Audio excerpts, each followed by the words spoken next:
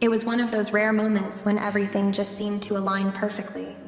The kind of afternoon that comes along once in a while, where everything in the house is still and you're able to steal a moment of peace. The house was quieter than usual. My husband Robert was out of town for work, and Adam, my stepson, was at the gym. I'd been meaning to take some time for myself, but the demands of daily life always seemed to get in the way. But today, I finally decided to carve out a few hours for me. I slipped into my favorite towel, grabbed a bottle of water, and made my way to the sauna. I needed to unwind, to let my muscles relax from the tension that had built up in my body over the past few weeks. I pushed open the door to the sauna, letting the warm air engulf me. It had been ages since I had taken a quiet moment to just relax, and I settled onto the wooden bench with a deep sigh, feeling the tension slowly begin to melt away. The quiet, the steam in the air. It was exactly what I needed. The soft hiss of the stones heating up, the slight crackle in the room as the heat settled. For the first time in what felt like forever, I could breathe, and I could let go of everything weighing on my shoulders. I closed my eyes and allowed the soothing warmth to fill me. But just as I was starting to drift into a calm, meditative state, I heard a noise, a soft creak of the door. I didn't think much of it at first. I was so used to being alone that I didn't expect anyone to come in. But then the door pushed open, and I froze. I don't know if it was the sound of the door or the feeling that something was wrong, but the hairs on the back of my neck immediately stood up. And there he was, Adam, my stepson. He was standing right there in the doorway, his hand still on the handle, his eyes wide with shock. He hadn't been expecting to see me, and I hadn't been expecting to see him.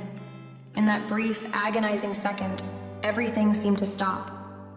My breath caught in my throat, my heart pounded in my chest, and I could feel my cheeks flush with warmth, not from the steam, but from the sudden awareness of his gaze.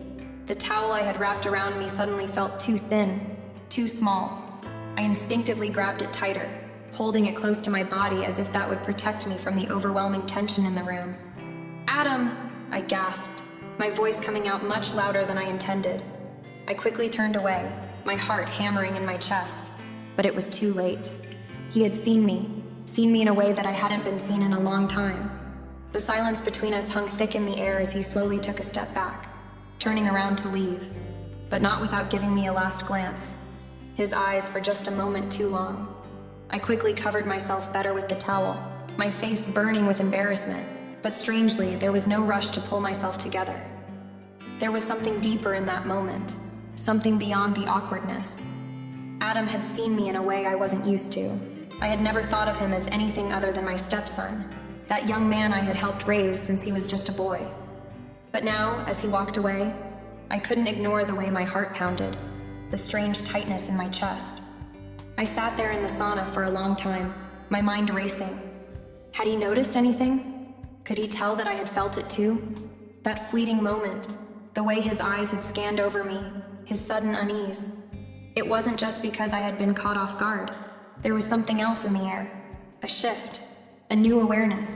For a split second, I had seen something in Adam's eyes that I wasn't prepared for, and it made my breath catch in my throat. I tried to shake it off, to brush it aside as nothing more than the result of an embarrassing moment. But as the steam swirled around me, I couldn't help but think about how he had changed. He wasn't that skinny teenager anymore. I hadn't really noticed before, but now, as I thought about it, I realized he had grown. Adam had filled out in ways I hadn't quite registered before.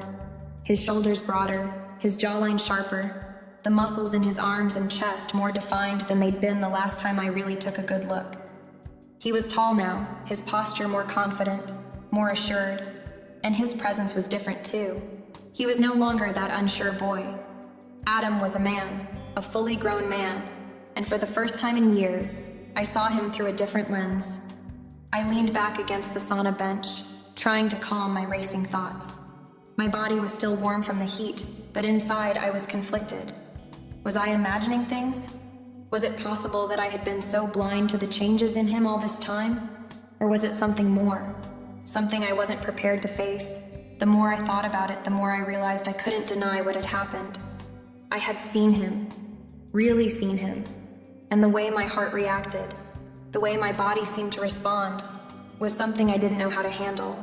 I closed my eyes trying to steady my breath, but the image of him standing there in the doorway, his eyes still burning with that unspoken tension, wouldn't leave me.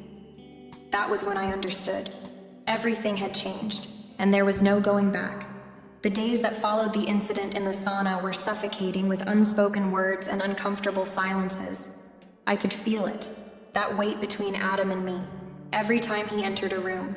It was as if something had cracked between us, something invisible but heavy, and neither of us had the courage to say what we were both thinking.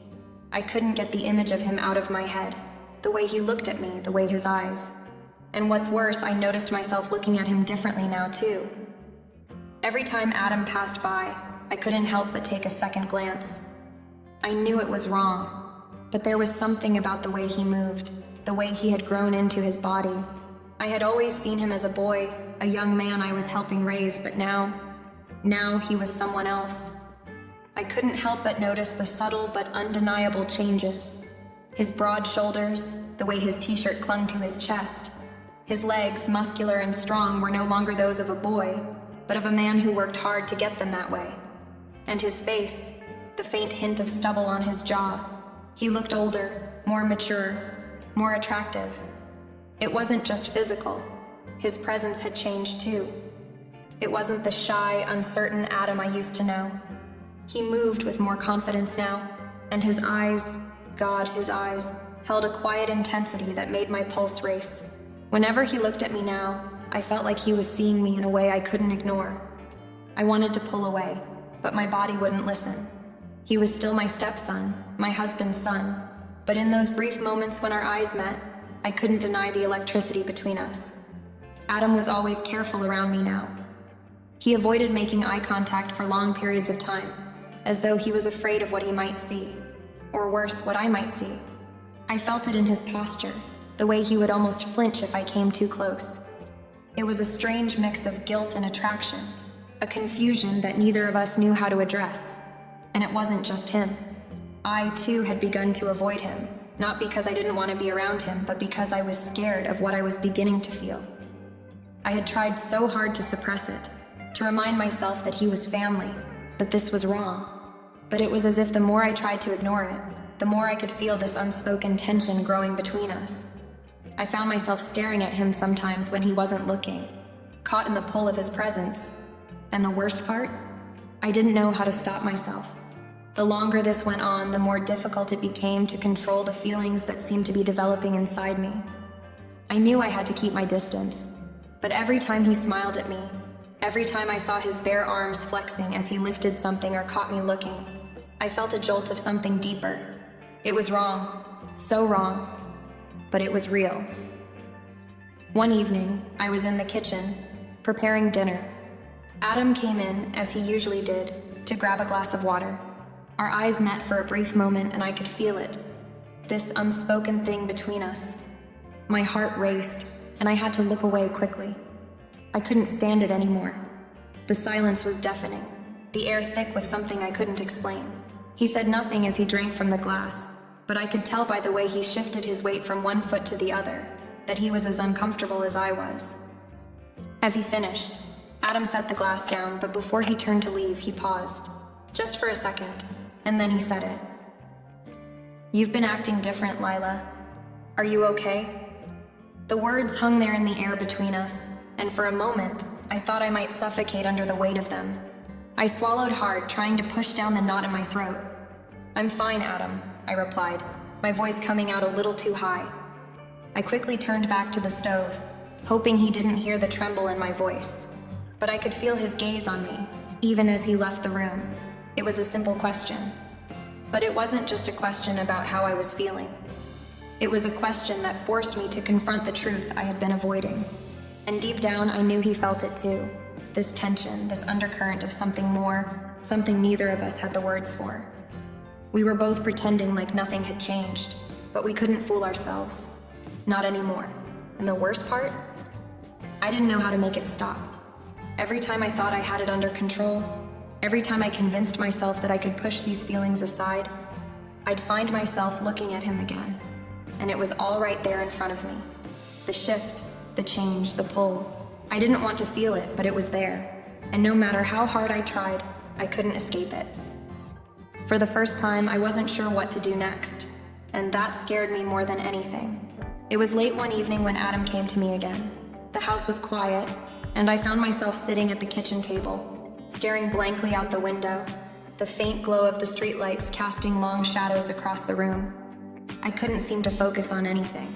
My mind kept wandering back to that moment in the sauna, the way his eyes had on me, and the unease that had settled between us ever since. I wanted to push it all away, pretend nothing had changed, but I couldn't. It was like a fire smoldering deep inside, threatening to ignite every time he was near. That's when he walked in, his footsteps soft against the wooden floor, but his presence filling the space in a way I couldn't ignore. I looked up, my heart skipping a beat when I saw him standing in the doorway. He was taller than I remembered, even more solid, his body more defined than I had noticed before. There was no mistaking it now. Adam wasn't the boy I had known. He was a man. "Lila," he said, his voice low, almost hesitant. "We need to talk." I froze for a moment, the air suddenly thick with tension. I had known this conversation was coming, but I hadn't been ready for it. It had been building between us for days, and now it felt like we were both standing on the edge of something we couldn't walk back from. "About what?" I asked, trying to sound casual, though my voice trembled slightly. I hated that it did, but I couldn't help it. There was a part of me that wanted to hear what he had to say, to know that I wasn't the only one feeling this way. But at the same time, I feared what his words might do to me, to the fragile relationship I had with him, and with my husband. He hesitated, his eyes locking with mine, searching for something. It was like he was trying to decide whether or not to push the words past his lips. I could see the conflict in him, the same kind of confusion I was struggling with. It was almost too much to bear, this tension between us. "I can't stop thinking about what happened in the sauna," Adam finally admitted, his voice barely above a whisper. I felt my breath catch in my throat. I wanted to say something, anything to brush it off, to tell him it was nothing, that it had been a mistake. But the truth was, I couldn't lie to him, and I couldn't lie to myself anymore. I knew what he was talking about, and I knew that whatever we said now would change everything. "I know," I replied, my voice steady, even though inside, my heart was pounding. I wasn't sure what had made me say it. Maybe it was the weight of the situation, or maybe it was the truth that had been lurking beneath the surface for days. But it felt like the right thing to say, the only thing to say. "I've been thinking about it too." He took a step closer, his eyes softening. There was an intensity in them that made my skin prickle, made my chest tighten with something I couldn't explain. I wanted to look away, to break the connection between us, but I couldn't. His presence was overwhelming, and suddenly, I wasn't sure what I wanted anymore. "I didn't expect this," he said, his voice almost regretful, like he was apologizing for something. "But I can't stop it. I can't stop thinking about you, Lila. Not just what happened, but everything. It's like I see you in a way I never did before." My heart skipped a beat. His words sent a wave of heat rushing through me. But it wasn't just the physical reaction. It was the weight of what he was saying, the honesty in his voice. It was as if, in that moment, we both acknowledged what had been building between us, this strange, undeniable pull that neither of us knew how to resist. I stood up, the chair scraping against the floor, suddenly feeling too small in the space. I had to move, to get away from him, but my legs felt like they were made of lead. I didn't know what I was supposed to say, what I was supposed to do. "I don't know what to say, Adam," I whispered, my voice shaky. I couldn't bring myself to look him in the eye. The way he was looking at me made everything inside me feel raw and exposed. "It's okay," he replied, his voice almost soothing. He reached out, his hand brushing lightly against mine. The contact sent a jolt through me like an electric shock. I needed you to know, I needed to say it. And there it was, the truth that neither of us had been willing to face until now. It was out in the open, hanging in the air between us, and neither of us knew how to take it back. Neither of us knew what came next, or if there was even a way forward without crossing a line that we couldn't uncross. For a long moment, neither of us spoke. The weight of what had just been said in the air, thick and suffocating as I tried to wrap my head around it. How had we gotten here? How had something that felt so wrong, so dangerous, suddenly become something we both wanted so badly? I think we both know what's happening, Adam said finally, his voice barely audible, as if saying it out loud made it all the more real. I nodded slowly, unable to speak. I didn't know what else there was to say. We both felt it, the shift between us, the unspoken truth hanging in the air like a promise neither of us could keep. And I knew, deep down, that there was no going back from this. The next day, I ran into Claire while I was out grocery shopping. I had been hoping to avoid her, not because I didn't like her, but because of what I had started to feel, the confusion swirling in my mind. I wasn't ready to face the reality of it all. The tension with Adam, the shifting dynamic between us. I didn't know how to navigate it, let alone what to do with the growing attraction that was becoming impossible to ignore. I turned down an aisle, and there she was, pushing her cart, her long, elegant neck tilted just slightly as she reached for a box of cereal. Claire, Adam's mother. A woman I had always admired, but never thought much about beyond the role of the ex-wife, at least until recently. I had never really taken the time to look at her the way I was looking at her now. I'm not sure what it was about the way she looked that day. Maybe it was the soft waves of her auburn hair, the way her pale blue blouse fit perfectly over her frame, or the fact that she had a certain air about her, a grace in the way she moved. But for the first time, I saw her through a different lens, and I couldn't stop myself from comparing her to me. I felt a strange knot in my stomach as I realized that what had been a casual admiration now felt more like a curiosity I couldn't suppress. She turned and saw me, her lips curling into a warm smile. "Lila," she greeted me, her voice as smooth and melodic as I remembered it. "What are you doing here?" I forced a smile and waved, trying to brush away the unease gnawing at me. "Just picking up a few things," I replied, my voice betraying more than I intended. "How are you?" "I'm good," Claire said, brushing a loose strand of hair behind her ear. She gave me a quick once-over, her eyes on my face for a moment before looking past me to the items in my cart. I wondered if she noticed something was off, if she could sense the subtle shift in how I was perceiving things. The truth was, Claire had always been beautiful. But now, in this moment, I couldn't help but notice the way her body had aged with such grace. Her smile had a maturity to it, one that made me feel almost inadequate. I couldn't help but wonder if Adam saw the same thing in me, if he noticed the way I carried myself differently now. It was a strange thought, a thought I didn't quite know how to process. I tried to make small talk, focusing on the groceries in my cart, but my mind kept wandering back to Claire. There was a quiet power to her, a self-assuredness in the way she held herself. I found myself almost envious of her confidence, her effortless elegance. It wasn't like I didn't have my own style, but Claire seemed to have something more, something I was only just beginning to realize I wanted to possess, something I had never really thought about before. It wasn't just the physical beauty that caught my attention, though. It was the way she held herself in the world. Claire was a woman who had been through her own struggles, had raised Adam by herself for years, and yet there she was, composed, radiant, with a quiet strength about her that I could not deny. I realized then that I had always thought of her as a woman in the background, part of Adam's past.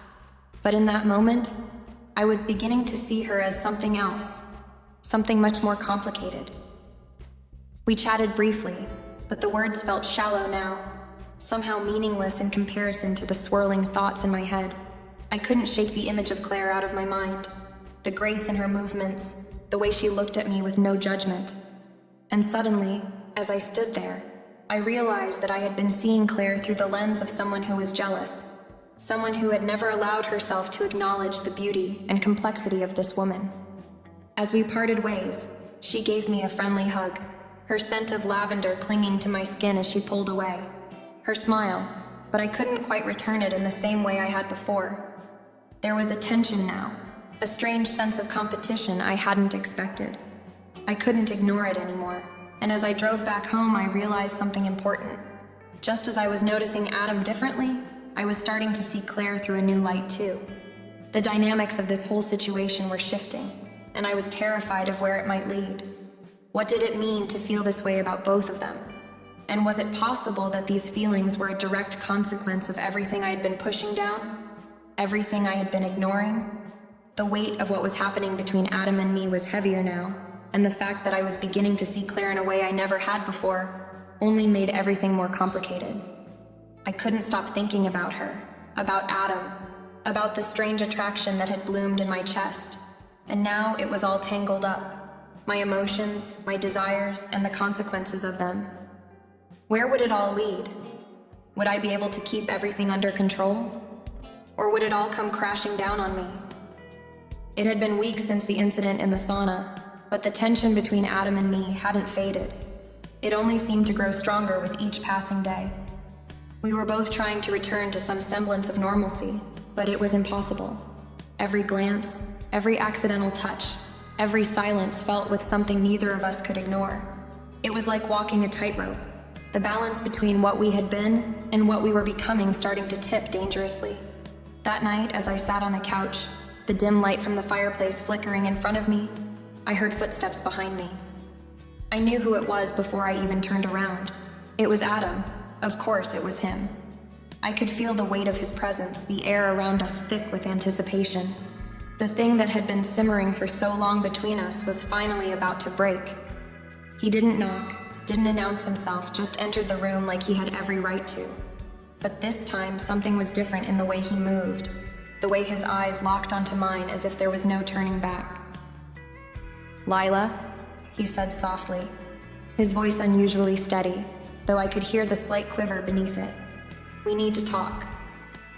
I stood up slowly, my heart hammering in my chest. I had been dreading this moment, the moment when we could no longer pretend that everything was fine, that we could go on as if nothing had happened. I knew exactly what he was going to say, and yet hearing him say it out loud felt like a jolt of electricity. "What about?" I managed, trying to keep my voice calm, even though my pulse was racing, a wild cocktail of fear, guilt, and something else I couldn't quite name. He didn't hesitate. "I can't stop thinking about you, Lila," he admitted, his voice raw, the vulnerability in it making my stomach tighten. The words hit me like a punch, and for a moment I couldn't breathe. I felt the world shift beneath me, the ground no longer steady as I tried to find my footing. The shock of it didn't hit me immediately. It was like the words floated in the air between us, hanging there, suspended in time. But then, just as quickly as they left his mouth, they sank in. My chest tightened, my breath shallow. I opened my mouth to respond, but nothing came out. I wanted to say something, anything to deflect, to make this moment go away. But the truth was, I had been feeling the same way. "I can't stop thinking about you either," I whispered, my voice barely audible. The confession was both a relief and a burden, and as the words left my lips, it was like the weight of all that had been building up finally crashed down on me. There was no turning back now. We had crossed a line, and neither of us knew what to do about it. For a moment, we just stood there, our eyes locked, the tension thick and unbearable. My heart raced in my chest, my thoughts a whirlwind. I could feel the heat in the room, the space between us closing with every breath. And then, as if some unspoken force had taken over, Adam stepped closer, closing the gap between us. His hand reached out, tentative at first, but then with more certainty, brushing lightly against my arm. I didn't pull away. We were both moving forward now, but the path ahead was unclear. Every instinct told me to stop, to back away, to regain control of the situation. But my body didn't listen. It was like something inside of me had awakened, something that had been lying dormant for so long, only now fully surfacing. Adam's hand moved from my arm to the back of my neck, gently pulling me toward him. My breath hitched in my throat as he tilted my head upward, his lips brushing mine in a kiss that was soft, tentative at first, testing the waters. And then, as if both of us were giving in to the inevitable, the kiss deepened, becoming urgent, almost desperate. There was no denying it anymore. We were both consumed by it, by the pull of each other in a way that felt both dangerous and irresistible. When we finally broke apart, I was breathless. my mind spinning with the intensity of what had just happened. I could see the same storm swirling in Adam's eyes, the same confusion, the same need. We were both terrified of what it all meant, but the reality was undeniable. We had crossed a line, and now there was no turning back. I stepped back, breaking the spell that had taken hold of us. I ran my fingers through my hair, trying to steady myself, trying to make sense of it all. "This is a mistake," I whispered, though even I wasn't sure if I believed it. Adam looked at me, his expression a mix of guilt and yearning. "I don't know what it is yet, Lila," he said softly, his voice full of emotion, "but I can't stop thinking about you." And just like that, everything changed. We were standing on the edge of something we both knew we shouldn't explore, but neither of us could pull away. The weight of it all settled over me, and for the first time since this began, I felt utterly lost. What had we just done? And where would it all lead? The days after that night were a blur. The kiss between us, an ever-present reminder of the boundary we had crossed. It hung in the air, thick and suffocating, a tension neither Adam nor I could shake off. I kept replaying the moment over and over in my mind, questioning everything. How I'd gotten here, why it felt so unavoidable, and what the hell we were supposed to do now. It was as if the world outside had continued, indifferent to the storm that had consumed us. But for me, it felt like I was living in a different reality, one where nothing made sense anymore. Adam and I avoided each other as much as possible after that night. Every glance was loaded with meaning. Every conversation felt awkward, strained. The silence between us was unbearable. We knew what had happened. We both knew what it meant, but neither of us dared to speak about it. The unspoken words were like a heavy weight pressing down on my chest, suffocating me. But no matter how hard we tried to act normal, things had changed. Every time Adam walked into a room, I couldn't help but notice the way his eyes on me, the way his posture had subtly shifted since that night. And when I caught a glimpse of him from the corner of my eye, I couldn't stop myself from wondering if he was thinking about what had happened too. Then it happened. I was sitting alone on the porch one afternoon when I heard the door open behind me. I turned to see Adam standing there, hesitating for a moment before stepping outside. He had an unreadable look on his face, but there was something in his eyes, something I hadn't seen before, something desperate. "Lila," he said, his voice low and uncertain. "I don't know what we're doing anymore. I can't stop thinking about you. I can't ignore it." I didn't know how to respond. My heart pounded in my chest, but I stayed silent, waiting for him to continue.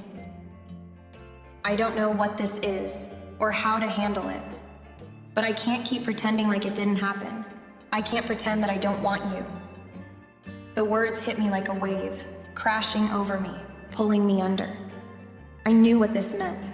I knew the consequences. I knew that everything in our lives could change in an instant. "I don't want to feel this way," I said, my voice trembling, even though I didn't know if I meant it. The truth was, I didn't know what I wanted anymore, but I was scared.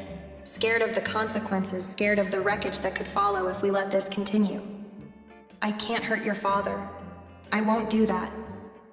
Adam's face fell, and for a moment I saw something break in his eyes. He stepped closer, and I instinctively took a step back. The distance between us seemed to grow, and I realized just how far we had fallen from where we used to be. "I'm not asking you to do anything you don't want to," he said quietly, his voice thick with emotion. "But I can't pretend either. This thing between us, it's real, and I can't just ignore it anymore." I closed my eyes, feeling a pang of guilt twist deep in my stomach. I didn't want to hurt anyone, but what we had shared felt too real to just brush aside. I opened my eyes and met his gaze, searching for some kind of clarity. But all I saw was the same uncertainty reflected back at me. "This can't go on," I said, my voice firm, though I wasn't sure I believed it. "It has to stop, we have to stop." But deep down I knew it was too late. The damage was done. And as much as I tried to convince myself otherwise, I couldn't stop the desire that simmered beneath the surface, the yearning that seemed to pull us together even when everything in me screamed to keep away. We both knew it wouldn't be easy to walk away. That much was clear. But the future was uncertain now, the consequences of what had happened hovering over us like a shadow. The road ahead was a twisted, dangerous one, and neither of us knew where it would lead. I turned away from him, my heart heavy with the weight of the decision I had made. But as I walked back into the house, I knew one thing for sure: nothing would ever be the same again.